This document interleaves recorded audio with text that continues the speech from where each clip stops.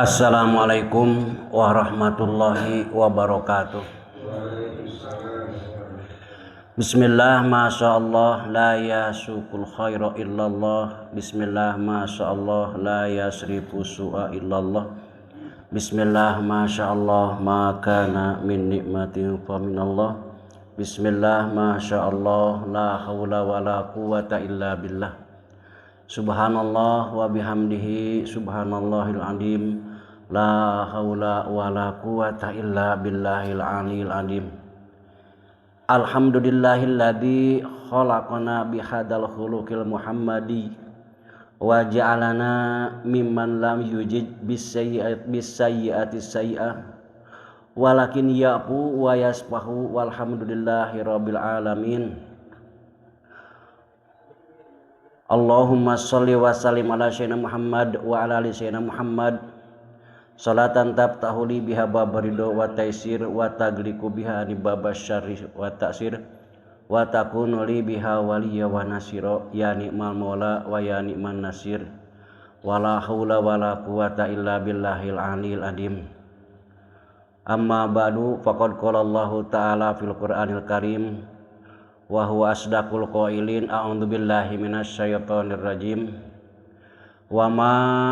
arsalnaka illa rahmatan lil alamin. Wa qala an-nabiy sallallahu alaihi wasallam, man addoma maulidi kuntu safi'an lahu yaumal qiyamah. Wa man anfaqa dirhaman fi maulidi paka'an nama anfaqa jabalam min dahabin fi sabilillah. Al hadis fa inna asdaqal hadis kitabullah wa khairu huda Muhammadin sallallahu alaihi wasallam. Khairul umur awsatuha wa syarrul umur muhdasatuha wa kullu muhdasatin bid'ah wa kullu bid'atin dolalah wa kullu dolalatin finnar. Allahumma arinal haqqa haqqa warzuqna tiba'ah wa arinal batila batila warzuqna jatinabah. Allahumma ij'al jam'ana hadza jam'an marhuma wa tafarruqana min ba'dihi tafarruqan ma'suma. Wa rahmanul qudusul ba'isul muqtadir rabbi shrah li sadri wa yassir li amri wahlul 'uqdatam min lisani yafqahu qawli. Subhanaka la ilma lana illa ma 'allamtana innaka anta alimul hakim. Kapayuneun para wargi sadayana, para sepuh oge para asatid, para guru anu kulisim kuring dihormat, para generasi muda anu sami-sami kusi izin kuring dihormat kalayan dimuliakeun ku Allah Subhanahu wa taala. Alhamdulillah, muji syukur kanu maha gopur, mujasmedi kanu maha suci. Oge salawat kali salamna kasanggakeun ka paduka alam wasta habibina Muhammad sallallahu alaihi wasallam. Ngalangkungan tina sholawat sinareng salam sapaat miwah barokah, mudah-mudahan urang sadayana sing diberkahkeun ku Allah Subhanahu wa taala, baik diberkahkeun dina rumah tanggana, dina pakasaban oge dina umur urang sadayana, muga-muga ku Allah Subhanahu wa taala diberkahkeun. Oge muga-muga urang sing ngengengkeun kana syafaat Kangjeng Nabi Muhammad sallallahu alaihi wasallam, baik syafaat keur waktu di alam dunia oge syafaat terutama syafaat mungkin di akhirat. Ge mudah-mudahan pala putra urang sadayana mesti didamel ku Allah Subhanahu wa taala, dijantankeun ngurang kali soleh tur solehah anu ngabakti kanu maha suci ku Maula kanu jantan Ibrahim turut kana sakumaha ajaran Rasulna. Amin ya Allah ya rabbal alamin. Sate acana jisim abdi meningakeun atanapi ngabahas dina ieu perkawis pangaosan langkung ti payun jisim abdi neda dihapunten tina samudayaning kalepatan dohir sareng batin dunya rauh akhirat. Oge sawangsulna upami tiamah dikinten-kintenkeun aya kalepatan para wargi sadayana terhadap jisim abdi namprakeun dua belah tangan sejang ngahapunten ka para wargi sadayana. Alhamdulillah muji kadua kalina urang sadayana di irodah dikersakeun deui ku Nu Maha Kawasa sehingga urang sadayana tiasa patepung lawung paamprok jonghok kalayan tiasa sasarengan silaturahmi dina kaayaan sehat walafiat dina raraga nedunan nyumponan kana sakumaha perintahan Allah oge perintahan Rasul yakni urang sadayana diperintahkeun ngalaksanakeun talab ilmu. Mudah-mudahan talab ilmu urang sadayana sing aya dina panampian Allah Subhanahu wa taala sing aya dina ridho Allah Subhanahu wa taala sehinggakeun ngajantenkeun ngiparatan kana dosa-dosa nu alit nu ageung nu karaos nu karos oge nu teu maos dosa anu padahal mah eta teh dosa. Mudah-mudahan ku ngalangkungan aktivitas urang sadayana dina ieu waktos dosa-dosa urang sadayana mesing dihampura ku Allah Subhanahu wa taala. Oge muji deui ka Allah Subhanahu wa taala urang karesannya ayeuna masih keneh ngadampal kaping kana waktos kaping 13 panginten nya kaping 13 Rabiul Awal anu teu aya awowana urang sok sanaos kamari urang parantos memperingati bahkan merayakan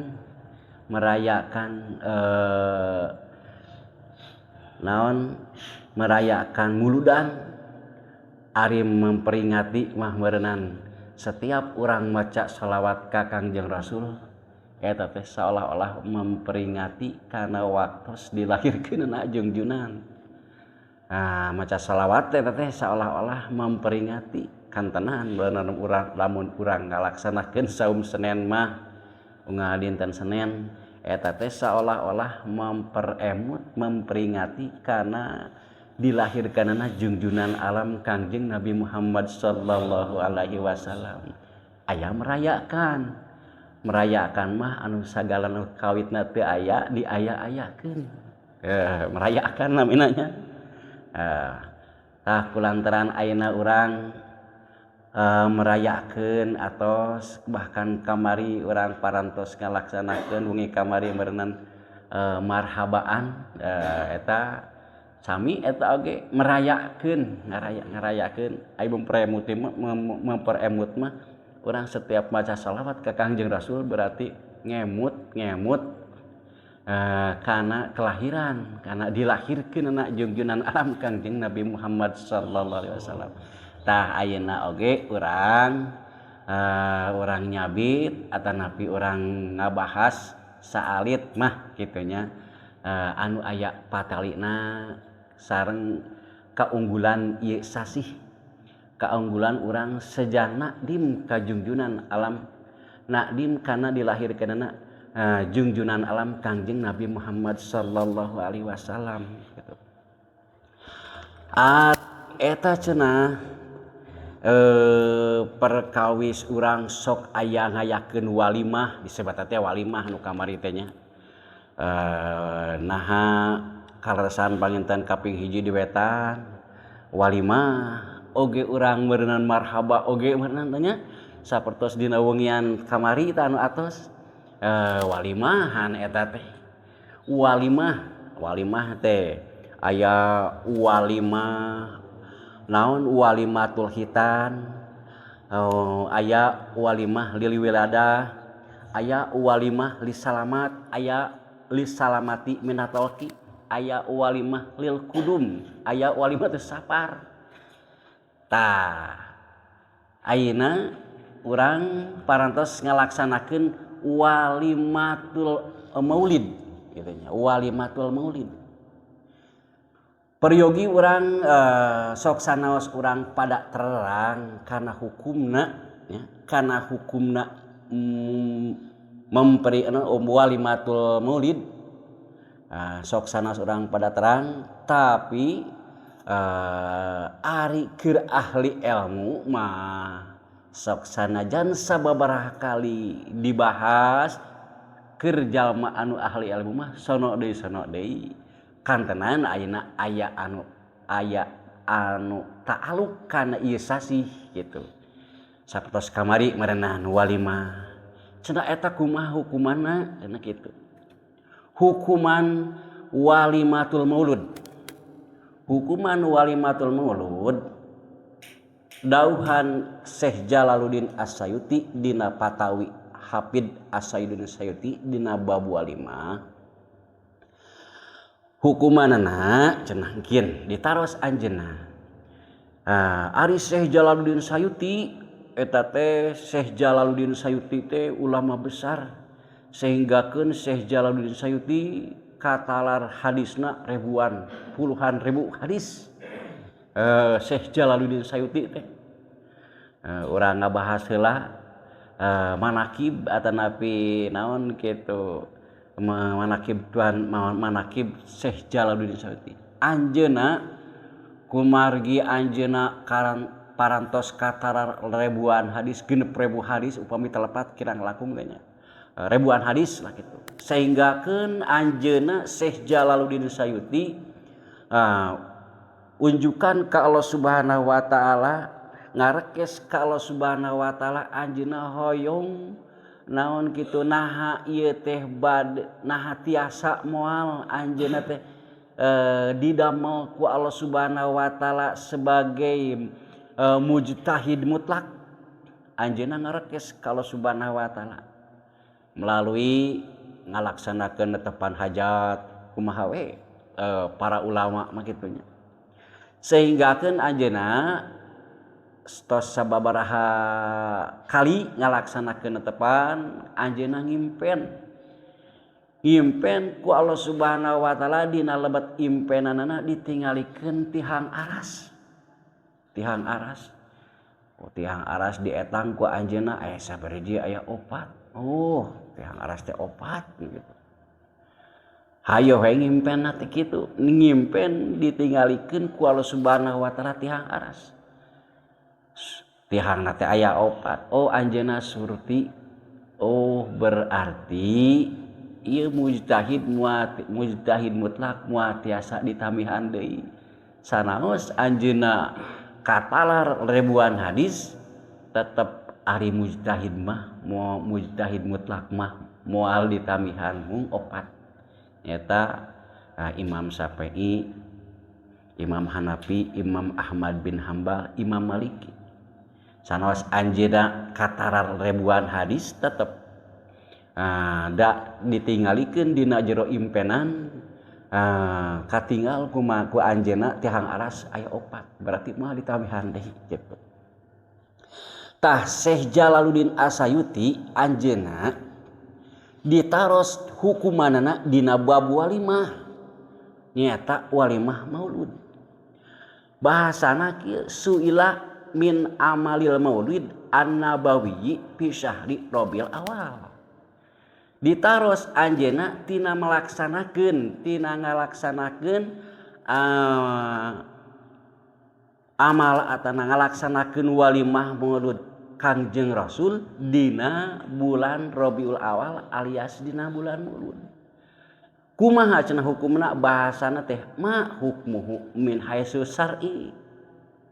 wa hal huwa mahmudun aw madmumun wa hal yusabu fa'iluhu aula gitu. Hukumna cenah ieu teh kumaha ceuk sarana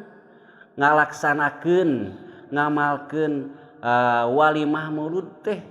naha dipuji ku sara atanapi dicacad ku sara oge naha meunang ganjaran keur jalma anu migawena atawana teu meunang ganjaran. Dauhan Syekh Jalaluddin As-Sayuti qala wal jawabu indi. Dauhan Syekh Jalaluddin As-Sayuti jawaban menurut kaula saur Syekh Jalaluddin As-Sayuti anna asal maulud sanyana asal maulud asal ngalayak ngalaksanakeun walimah maulud kumaha asalna teh ningal kana takrib kana had kana tarifna alladhi huwa ijtima'un nasi qiraatu ma tayassara minal Qur'an wa riwayatul ahbar al waridah wa riwayatul ahbar al waridati fi mabda'i amri Nabi sallallahu alaihi wasallam wa ma waqa'a fi maulidihi minal ayat summa yumadu lahu simatun yakuluna wayan soripuna min goiri yadin ala dalika minal bida'il hasanah allati yusabu alaiha sohibuha lima pihi min ta'dimi qadrin nabi sallallahu alaihi wasallam wa idharil parhi wal ibtishari bi maulidihi asyarif urang ningalna kana takrifna takrif mauludan takrif walimah maulud teh kumaha cenah huwa ijtima'un nasi ngumpulkeun jalma akur ngumpulkeun jalma jalmi dionang di sepi orang hadir diulem bahkan diwawarkeun geuningeunna eta teh saolah-olah pangulem ngumpulkeun jalma ngumpulkeun manusia naon sababna panna dikumpulkeun jalma-jalma zaman kapungkur zaman Syekh Salahuddin Al-Ayyubi waktu harita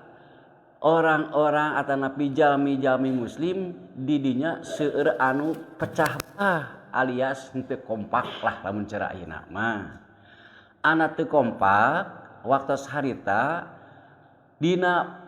peperangan jalma-jalma Islam dina waktu harita seueur kakalahan naon sababna sabab teu kompak gitu teu kompak ya kebersamaan numawi diulem we waktu harita teh diulem di piwarang haradir cenah kompak da aya sae nah di urang anu kawitna mah di urang muludan teh nya asok per RTW geuningannya dewetan di kulon tengah di kulon tah ayeuna aya kebersamaan ayeuna mah muludan urang wetan oge sami eta teh sareng muludan urang kulon gitu naon sababna sabab ijtima'un nasi ngulem jalmi-jalmi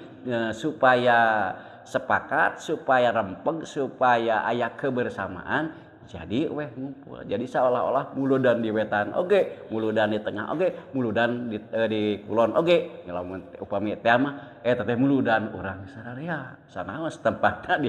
di naon di alih-alih gitunya ta ijtima'un nasi tah waktu saharita orang-orang jalmi-jalmi muslim dina masalah peperangan selalu kalah deui kitu tah ku Syekh Salahuddin Al-Ayyubi di rekrut di Pak di ieu dikumpulkeun gitu aya bahasa geuningan bersatu kita teguh bercerai kita runtuh gitu sapu oge ari hiji mah moal tiasa jadikeun sapu moal tiasa nyapukeun runtah ari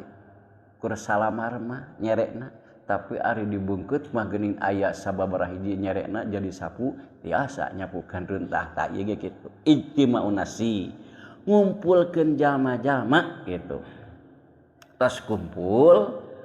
wa qiraatu ma tayassara minal Qur'an maca saayat dua ayat sadua ayat atanapi 3 ayat tina ayat Al-Qur'an tos urang ge tadi berenang maca naon kul huwallah tadinya falak dinas gitu mata kaina ge urang seja we atanapi kamari di madrasah di masjid naon maca ayat kursi nah gitu wa qiraatu ma tayassara minal Qur'an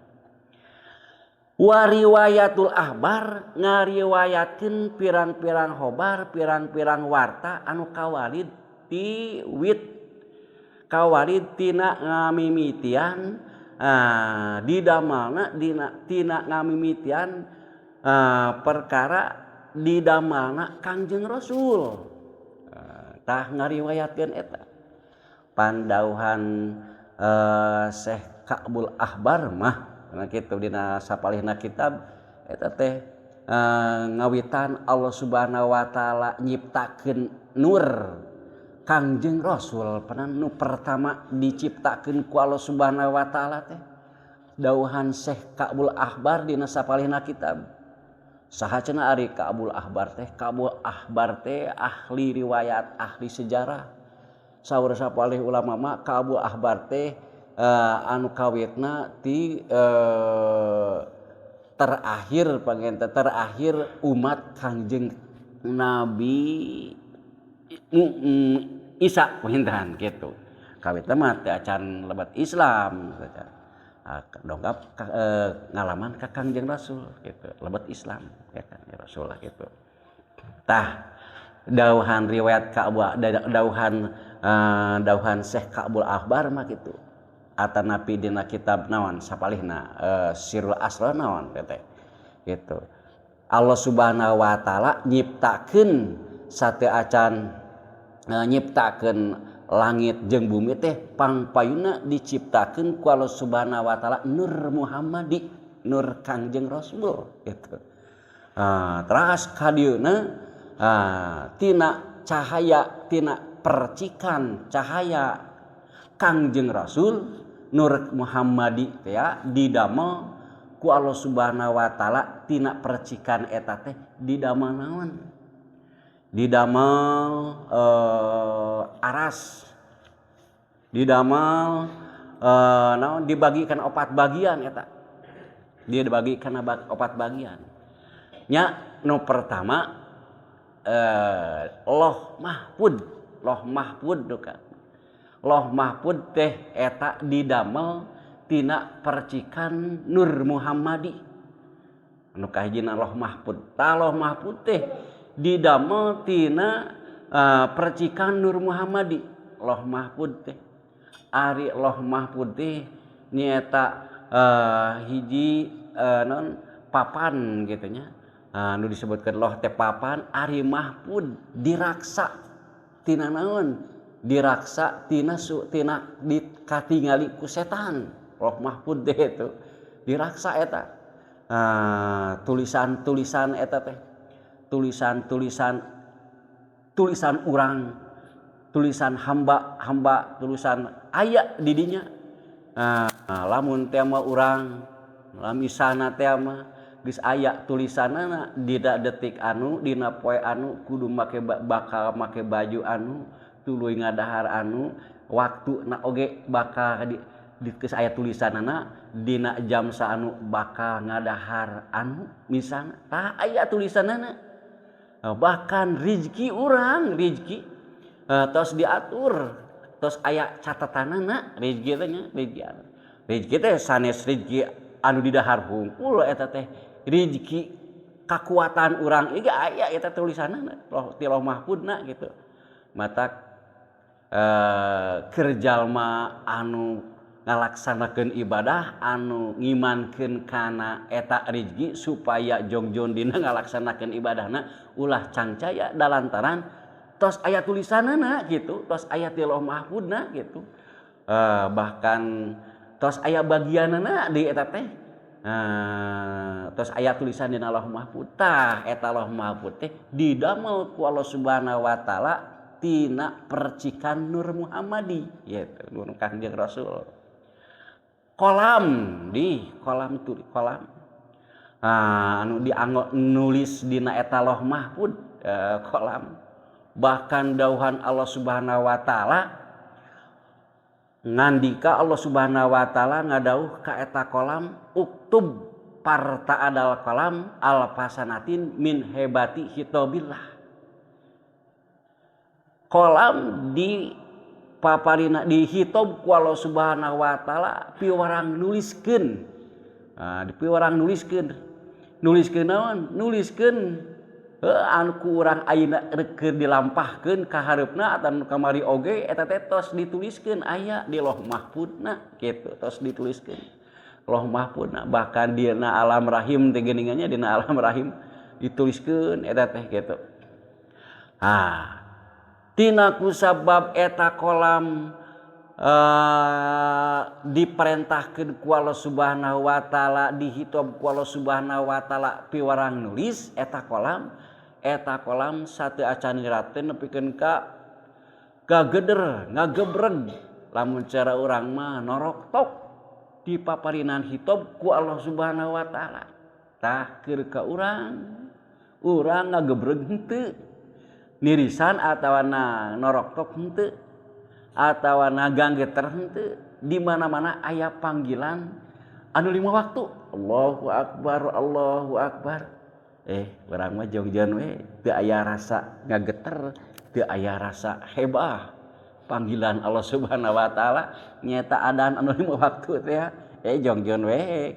gitu. Tah kolam mah nepikeun ka ngagederna oge, ngagebregna oge nirisa atawa lamun carita mah ngageder 1000 tahun ngagederna kayak gitu. Tah eta kolam teh didamel ku Allah Subhanahu wa taala tina Nur Muhammadi. Dawuhanana uktub la ilaha illallah. Cek eta kolam Gusti mah kedah naon abdi nuliskeun naon anu kedah dituliskeun ku abdi. Dawuhan Allah Subhanahu wa taala tuliskeun ku anjeun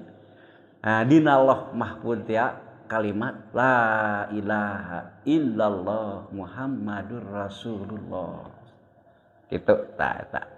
kolam teh didamel ti Allah Subhanahu wa taala tina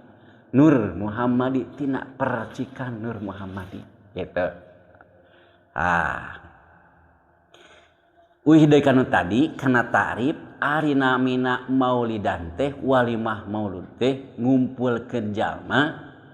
sareng maca saayat 2 ayat tina Al-Qur'an salajengna naon wa qiraatu wa riwayatu al-waridah bima bday amrin nabi ngariwayatkeun tina wit didamalna Kangjeng Rasul, didamalna Nur Kangjeng Rasul. Pan sateu acan ngadamel aras sateu acan teh Nur Kangjeng Rasul parantos didamel. Wa ma waqa'a nyarioskeun kajantenan dina waktos dilahirkeunna junjunan alam Kangjeng Nabi Muhammad sallallahu alaihi wasallam.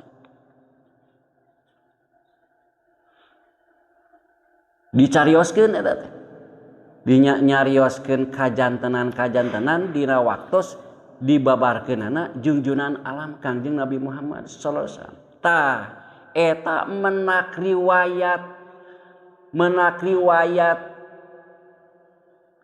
kajantenan dina waktos dipedalkeunana junjunan alam Kangjeng Nabi Muhammad sallallahu alaihi wasallam ti saha eta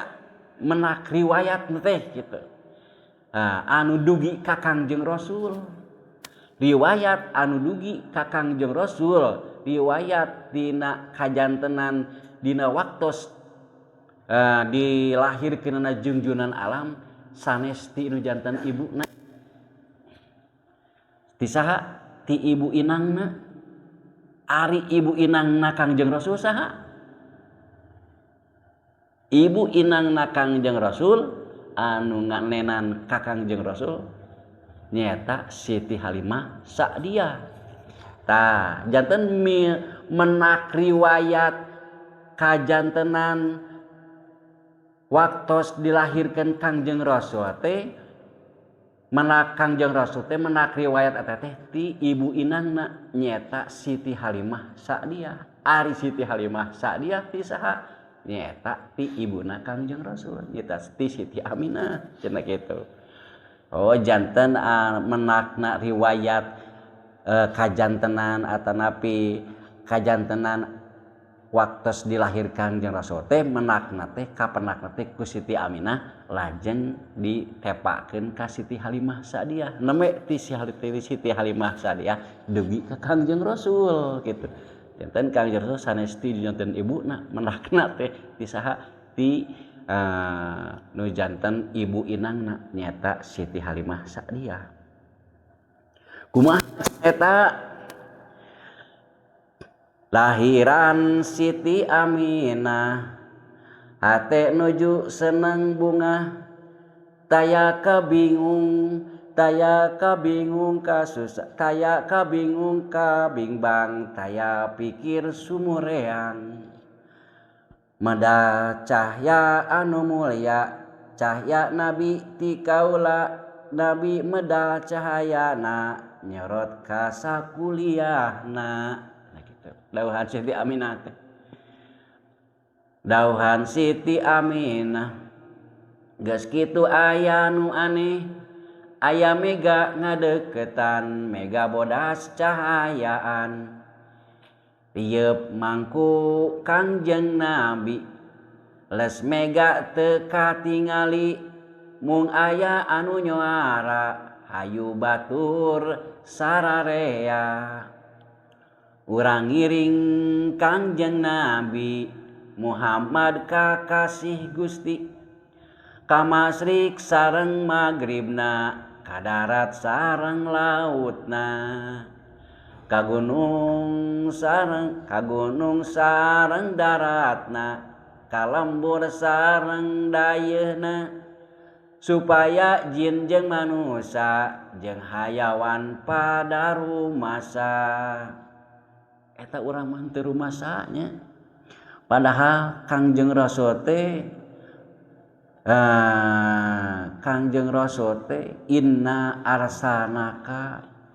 wa ma arsanaka illa rahmatan lil alamin, wa ma arsanaka illa rahmatan lil alamin, wallahu alam bihaqiqatil murad wa rasuluh. Wa ma arsanaka, kami teu ngutus ka anjeun Muhammad illa rahmatan angin nyaah, angin mikawelas lil alamina. Lapad rahmat upami disaranekeun ka manusia, eta lapad rahmat nyaeta lapad rahmat teh naon, lapad rahmat teh nyaeta anu mere jeung maparina nikmat. Lapad rahmat teh tapi upami disaranekeun riqatun fil qalbi taqtadil in'am, upami disaranekeun ka manusia lapad rahmat nyaeta mana teh riqatun fil qalbi taqtadil in'am, ngaleketena hate anu kadituna hayang mere gitu. Upami disaranekeun disaranekeun ka Allah Subhanahu wa taala mah lajimna maparin nikmat gitu, mere kanikmatan parina nikmat. Tah wa ma arsanaka illa rahmatan lil alamin, teu ngutus kami nu agung ka anjeun Muhammad illa rahmatan, angin rahmat lil alamin sakabeh alam. Alam teh nyata alam teh anu salian ti Gusti Allah, berarti diutusna Kangjeng Rasul teh lain keur manusia hungkul, lain keur kajin hungkul, lain kajin jeung manusia hungkul, bahkan ka kayu, ka batu, bahkan ka sasatohan, bahkan kanu jamadat oge Kangjeng Rasul teh diutus ka dinya teh kitu. Mawi dina nadomna tadi supaya jin jeung manusia jeung hayawan pada rumasa, kayu batu pada terang ka Nabiullah nuluhung, hanteu lami mega tadi ka bumi geus sumping deui, teras mega leungit deui kantun cahya Kangjeng Nabi. Dianggoan sutra bodas, sutra ti surga Firdaus, di luarna di lapisan sutra hejo lucu pisan gitu. Lah eta kajantenan atanapi naon di kajantenan dina waktos dipedalkeunana junjunan alam Kangjeng Nabi Muhammad sallallahu alaihi wasallam. Eta dina naon, dina perkawis kajantenan, bahkan ka dieuna oge eta teh Kangjeng Rasul teh ngajadikeun suri tauladan kanggo urang, picontoeun kanggo urang nya di antawisna teladan atanapi anu kedah dicontoh da memang kedah eta teh sadayana oge teu aya anu mencok sadayana oge teu aya anu tah sadayana oge ka urang kedah nyontok kadinya memang oge gitu. Naha dina ahwal dina tingkah laku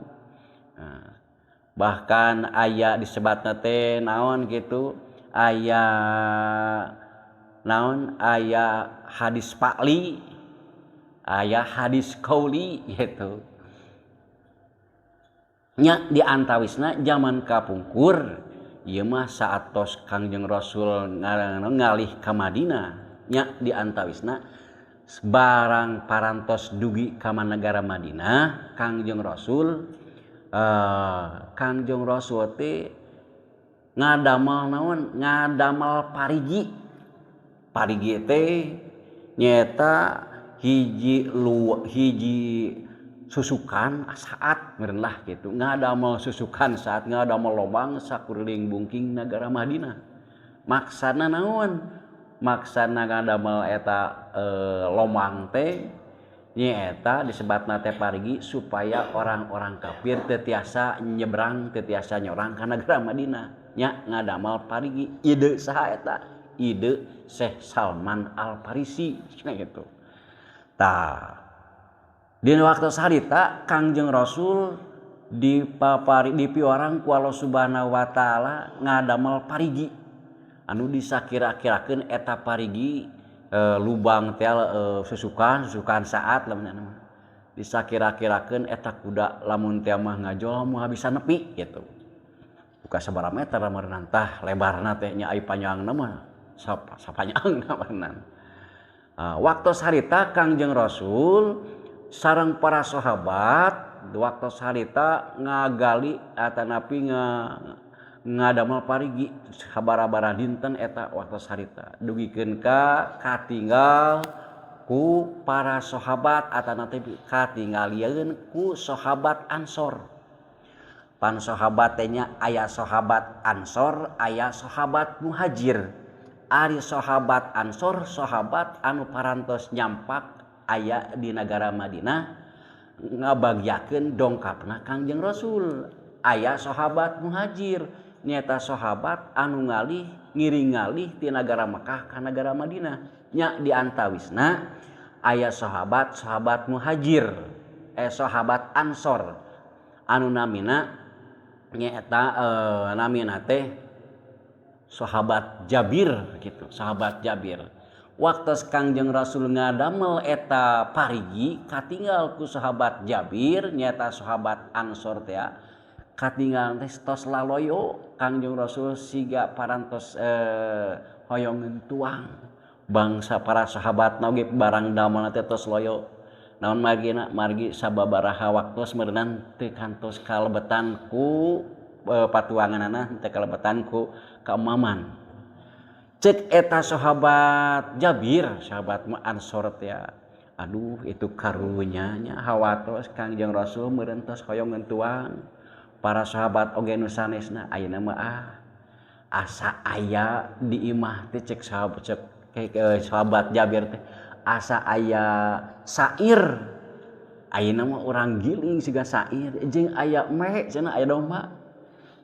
wih we sahabat Jabir teh ka bumi nah nya ngadongeng sareng bojona nyai pan di imah teh cenah aya sair jeung aya si eta si kukut cenah domba itu ninggal tuh Kangjeng parantos siga nama rupina mah tos hayoungeun barang mah barang sahabatna oge cenah atuh ayeuna mah urang eta we cenah atuh urang pencit sok cenah giling sairna sadombana pencit sisit dombana dipencit terus Mang Jabir teh mencit domba tuluy disisit tuluy ku etana oge digiling sairna oge nya sebat merenan ngolahkeun bojona Mang Jabir teh sebat ngolahkeun eta ngolahkeun sair sareng daging teh Mang Jabir uih deui ka ditu kana tempat ngagali teh wih begitu nya dikinten-kinten gentos asak tah sahabat Jabir uih heula nyai tos asak can ayeuna eta teh nasi teh atanapi bubur teh parantos ari kitu mah tuh urang wartosan we para Kangjeng Rasul sareng para sahabat nya sahabat Jabir teh uih we nya dongkap deui ka Kangjeng Rasul Gusti abdi teh itu aya tuangeun manawi ka anggo atanapi manawi eta da katinggal geuning para sahabat anu sanesna tos loyo bilih harayangeun tuang sareng abdi sareng kami atanapi sareng para sahabat abdi hungkul sareng para sahabat sanes sadayana we cenah mangga nya dikeridkeun ku Kangjeng Rasul teh sahabat-sahabat anu nuju ngagali parigi teh dikeridkeun dawuhan Kangjeng Rasul he Jabir imah anjeun teh da ieu teh moal picekapeun lamun sahabat dilebetkeun ka bumi anjeun ka imah anjeun kumaha mun ku kami dilebarkeun dilegakeun ngarah sahabat-sahabat tiasa lebet sadayana ka bumi atuh mangga wae atuh makantenan we atuh nya ku Kangjeng Rasul anu kawitna eta bumi dikinten-kintenkeun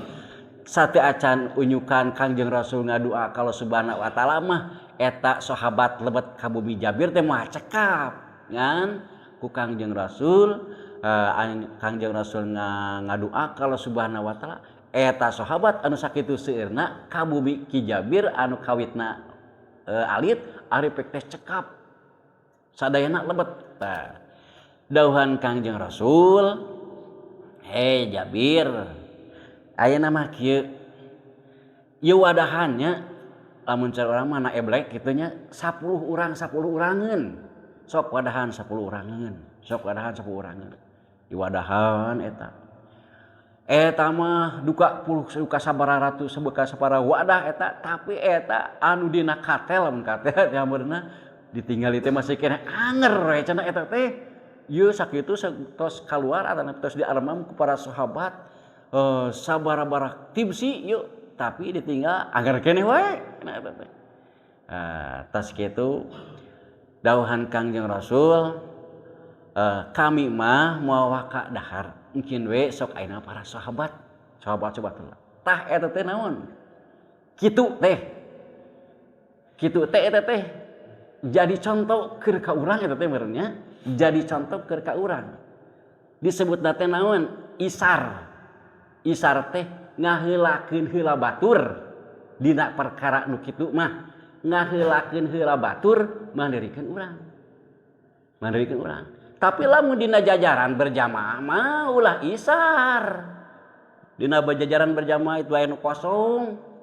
kalakah nyurungkeun batur lain batur urang nu kuduna teh kalitu gitu tah dina perkara ibadah saperti kitu mah dina berjamaah ulah isar teh milih heula batur mandirikeun urang nya ari dina barang dahar mah urang tah teuing dina parasmanan pan kuduna mah meureunna teh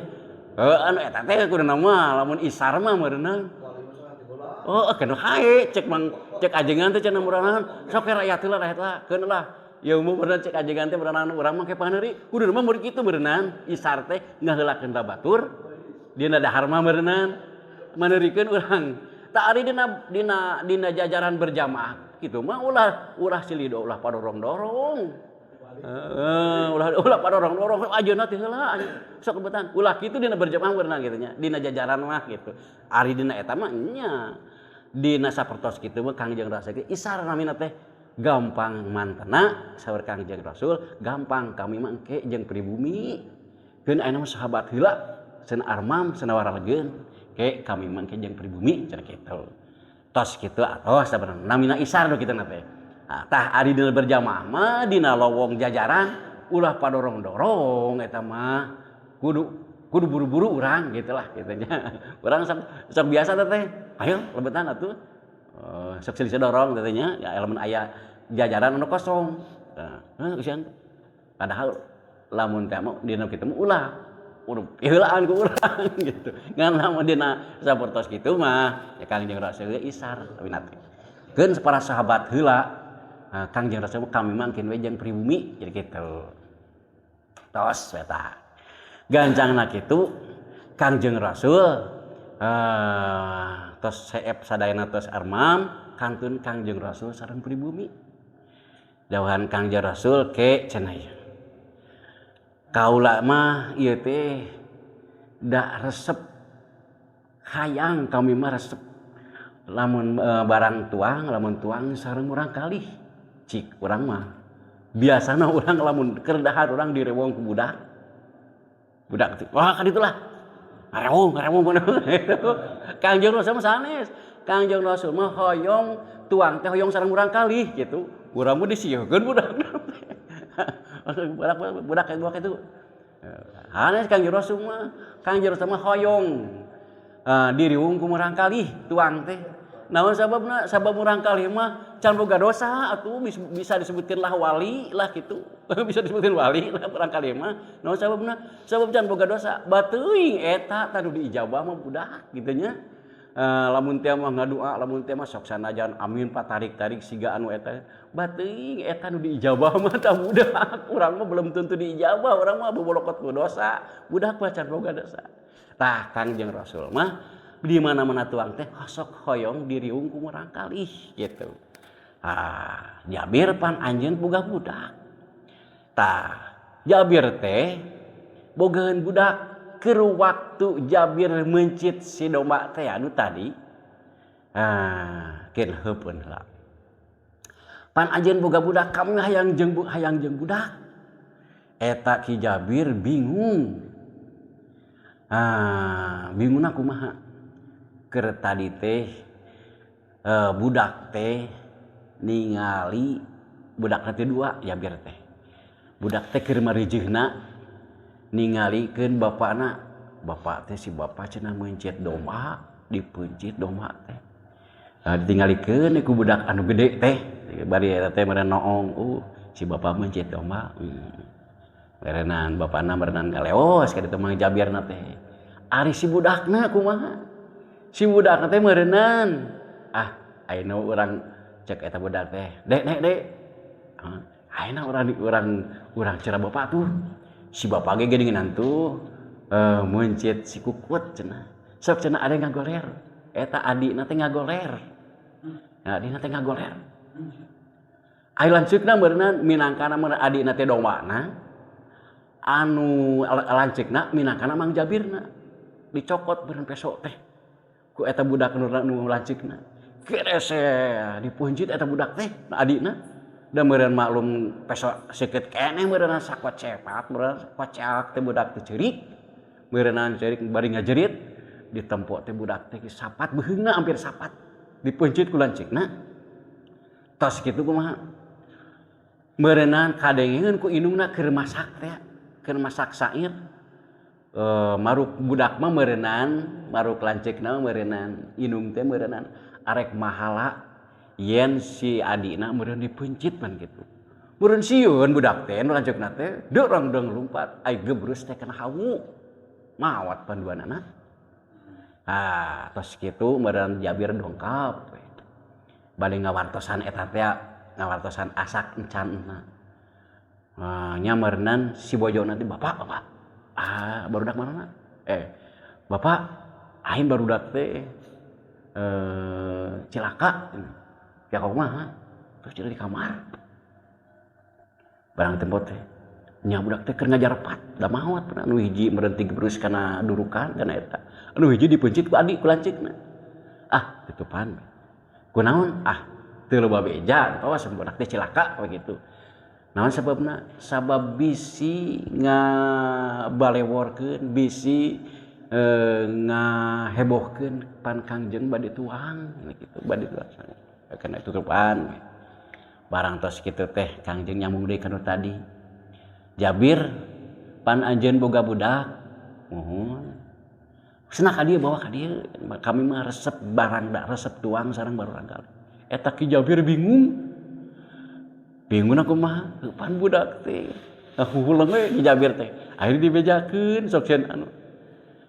celentang sawar kedahuan Kangjeng Rasul Jabir sanya nama kami nyaho kami nampi wahyu ti Allah Subhanahu wa taala anjeun boga budak dua anu hiji dipencit ku lanceukna dalantaran hayang nurutan anjeun menjit me tah jadi dipencit adik nama ku lanceukna ari lanceukna tigebrus kana durukan tigebrus kana eta jadi marawat duanana ayeuna mah jung gerak terang budak barang di teang teh budak teh keur hotel we adi lanceuk astagfirullah cuk rahmat alhamdulillah ya rabbil alamin ditebut budak teh keur hotel tadi mah sapat gitu tah eta naon kitu di antawisna mukjizat Kangjeng Rasul nya tah nya eta nya tuang Kangjeng Rasul gitu tah tuangna Kangjeng Rasul nyata sok sareng marorang kali urang mah nyata mung direwong ku budak teh kala-kali sieuk namanya di antawisna sapertos kitu tah euy di kanu tadi rada alami yeuh nu nya euy di kanu tadi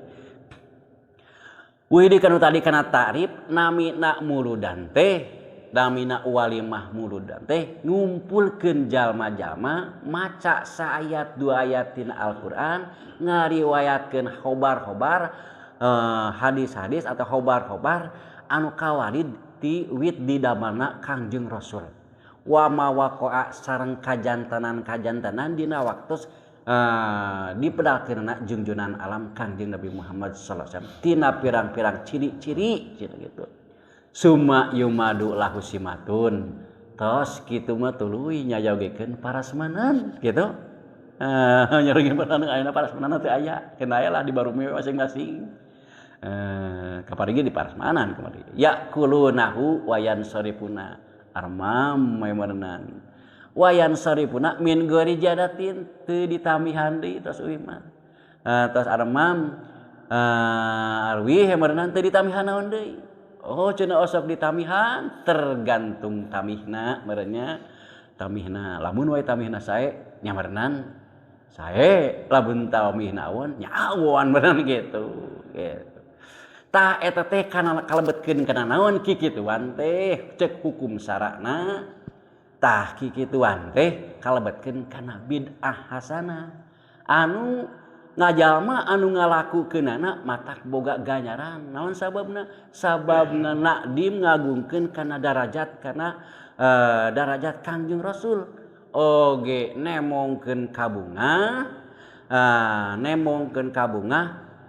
kana dilawaktos dilahirkeunana junjunan alam Kangjeng Nabi Muhammad sallallahu alaihi wasallam bahkan tina sapalihna aya zaman kapungkur dihikayatkeun zaman Khalifah Amirul Mukminin Harun Rasyid nyaeta kieu cenah aya hiji budak ngora ta imah nisbatkeun jalma anu tina bawaning kubunga kana dilahirkeunana junjunan alam aya hiji budak ngora di zaman Khalifah Harun Rasyid zaman kapungkur di negara Basra eta budak ngora teh disebut nama lah lamun cara urang mah leulewihi teh beureunan naon lamun cara urang mah musripun teh leulewihi teh boga kalakuan anu henteu akur jeung hukum syara bari kitu lah ubatur dipikangewa lah musripun ala nafsi teh boga kalakuan anu celak begitu tapi manehanana sehingga keun urang nagara eta kamanehanana nganggap sepele oge ngahinakeun dalantaran kalakuanna henteu akur lah gitu kalakuanna teh tapi manehanana setiap manggih bulan Rabiul Awal alias bulan Maulud manehana osok dangdan